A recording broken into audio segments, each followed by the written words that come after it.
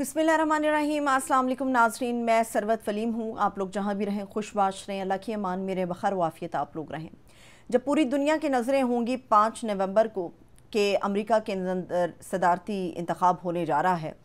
कौन जीतेगा कौन हारेगा, और अमेरिका के अंदर जो इंतखाब होता है उसमें इज़राइल की जो लॉबी है वो भी भरपूर किरदार अपना अदा करती है। जब पूरी दुनिया 5 नवंबर की तरफ देख रही होगी तो ऐन मुमकिन है कि उससे पहले 5 नवंबर को या शायद कुछ देर के बाद ही कोई बड़ी खबर पूरी दुनिया में मीडिया की खबरों की जीनत बन जाए।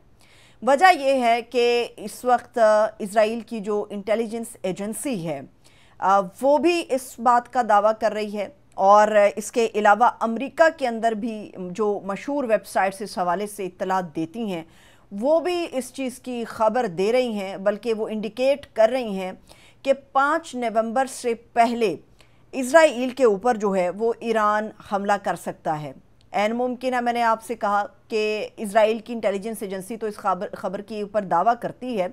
लेकिन ऐन मुमकिन है कि जब पूरी दुनिया और ख़ुद इज़राइल अमेरिका के सदारती इंतखाब के अंदर अपना किरदार अदा कर रहा हो तो उस मौके को ईरान इस्तेमाल कर जाए, क्योंकि ईरान के हवाले से ये बात सामने आ रही है कि ईरान के ऊपर जो इज़राइल ने अभी हालिया हमला किया उसके बाद ईरान खामोश रहने वाला नहीं है और भरपूर तैयारी कर रहा है कि भरपूर तरीके से इसका जवाब दिया जाए। अब ईरान जैसा मुल्क इज़राइल के साथ टक्कर क्यों ले रहा है? वजह उसकी ये है कि ईरान को इस बात की भी तसल्ली हो चुकी कि इज़राइल का जो डिफेंस सिस्टम है उसको हमारे मिसाइल और हमारे जो ड्रोन हैं वो नुकसान पहुंचाने या एटलीस्ट मुतासिर करने की अहलियत रखते हैं। अब ईरान के पास ये ऑप्शन मौजूद है कि वो इज़राइल को जवाब देगा,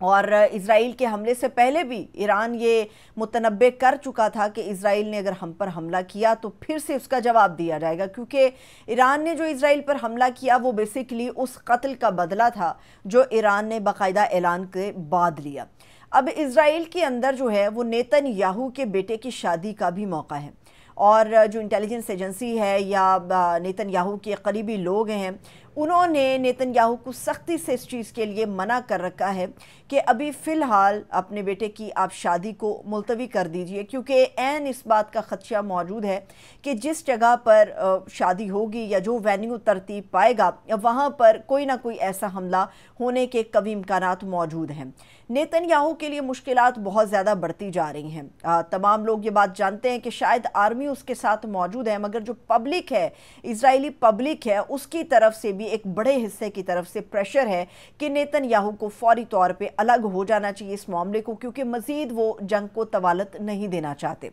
अब 5 नवंबर को क्या ये मुमकिन है या 5 नवंबर से इससे पहले हो सकता है? अमेरिका की एक वेबसाइट है एक्सियस, वो अपनी रिपोर्ट में कहती है कि ईरान बेशक इज़राइल के ऊपर एक हमला करने का पूरा इरादा करता है, मगर ईरान का इज़राइल के ऊपर ये हमला किस तरीके से और किस जगह से होगा वो इसके ऊपर भी दावा करते हैं।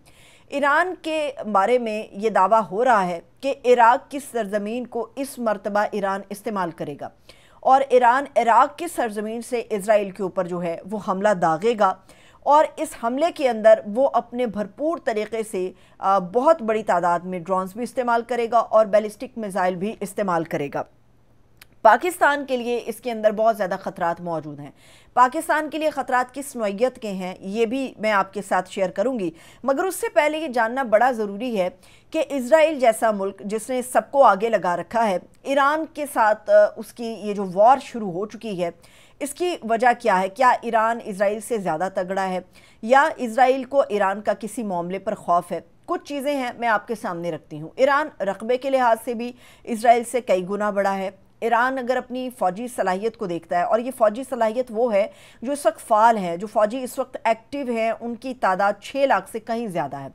और अगर इज़राइल इसके मुकाबले में अपने फ़ाल फ़ौजियों की तादाद को रखता है तो वो 1 लाख और कुछ हज़ार की तादाद के अंदर मौजूद हैं, यानी कि फ़ौजियों की हद तक इज़राइल ईरान का मुकाबला करने की अहलियत नहीं रखता। जहाँ तक बात है ईरान की और इज़राइल की बहरी क़ुव्वत की, बहरी क़ुव्वत में भी इज़राइल ईरान से मात खाता है। ईरान के पास जो बहरी फ़ौज है और जो बहरी बेड़े हैं वो इज़राइल की निस्बत कहीं ज़्यादा है, 2 गुना ज़्यादा है। اور اسرائیل کے پاس جو بحری بیڑے ہیں وہ ایران کے نسبت کہیں زیادہ تعداد میں کم ہیں، یہ وجہ ہے۔ لیکن ابھی تک دونوں ممالک کی طرف سے بحری افواج یا بحری بیڑوں کا استعمال نہیں کیا گیا، لیکن اگر یہ جنگ طوالت اختیار کرتی ہے تو عین ممکن ہے کہ ایسے ہتھیاروں کا استعمال یا ایسے ویپنز کا استعمال کیا جا سکے۔ ایران اس بات کے اوپر اس چیز کو سمجھ رہا ہے کہ اس کے میزائل اور اس کے جو ڈرونز ہیں، کیونکہ وہ بڑے ایک لمبے عرصے سے اس حوالے سے تیاری کر رہا تھا اور وہ اس میں کافی حد تک کامیاب ہو چکا ہے، لیکن ایران اور پوری دنیا یہ بات بڑی اچھی طریقے سے جانتی ہے کہ اسرائیل کا جو دفاعی بجٹ ہے وہ تقریباً 24 ارب ہے، اور اس کے مقابلے میں ایران کا دفاعی بجٹ جو ہے وہ 10 ارب کے لگ بھگ ہے۔ لیکن اسرائیل کا پوری دنیا کے اندر ایک خاص آپریشن بہت زیادہ ہی اہمیت رکھتا ہے، جو نہایت متاثر کن بھی ہے اور کامیاب بھی رہتا ہے، وہ ہے اس کا گوریلا آپریشن، جس کا استعمال ابھی تک اسرائیل کی طرف سے نہیں کیا گیا۔ لیکن عین ممکن ہے کہ اگر یہ جنگ طویل ہو گئی اور یہ سلسلہ بڑھ گیا، کیونکہ اسرائیل کے اوپر ایران کی طرف سے اگر اب حملہ ہوتا ہے تو عین ممکن ہے کہ اسرائیل کی طرف سے اس سے بھی زیادہ سخت ری ایکشن آئے گا۔ اسرائیل اور ایران کی جنگ میں پاک موجود ہے۔ ایران کا بارڈر براہ راست پاکستان کے ساتھ بلوچستان کی طرف سے لگتا ہے،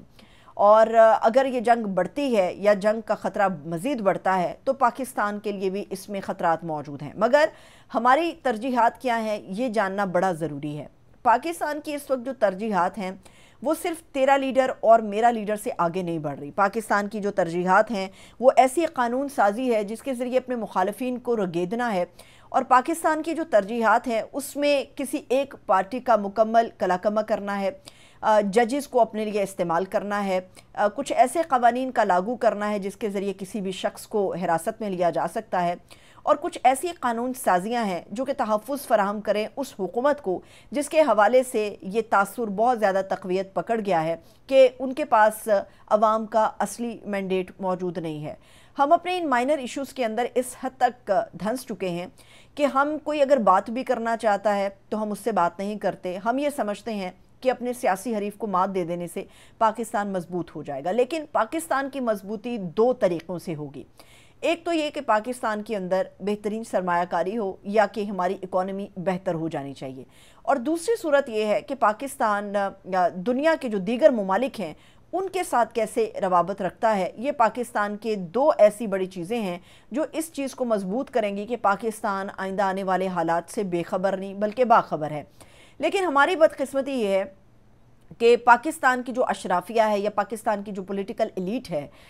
وہ ان دونوں چیزوں سے ہمیں کچھ زیادہ اہمیت اختیار کرتی ہوئی نظر نہیں آ رہی۔ اس کی وجہ یہ ہے کہ خارجی محاذ کے اوپر بھی پاکستان کی جو صورتحال ہے وہ نہایت ہی تشویشناک ہے، اور پاکستان کی جو اکانومی کے لحاظ سے صورتحال ہے وہ بھی کچھ زیادہ اچھی نہیں ہے۔ شاید بہت سارے لوگ اس بات سے اتفاق نہیں کریں گے، لیکن یہ ایک حقیقت ہے کہ پاکستان نے جو اب تک صورتحال ہے قرضوں کے حوالے سے، اس میں جو نئے قرضے اپلائی کیے ہیں ان قرضوں کو پہلے قرضوں کا بوجھ اتارنے کے لیے استعمال کیا جائے گا، اور جب بھی کسی ملک کے اندر کوئی بھی قرضہ اتارنے کے لیے مزید قرضہ لیا جاتا ہے تو ایسی صورت میں ہمیشہ اس کی اکانومی ڈیفالٹ کرتی ہے، وہ ملک ڈیفالٹ کی طرف چلا جاتا ہے۔ خالی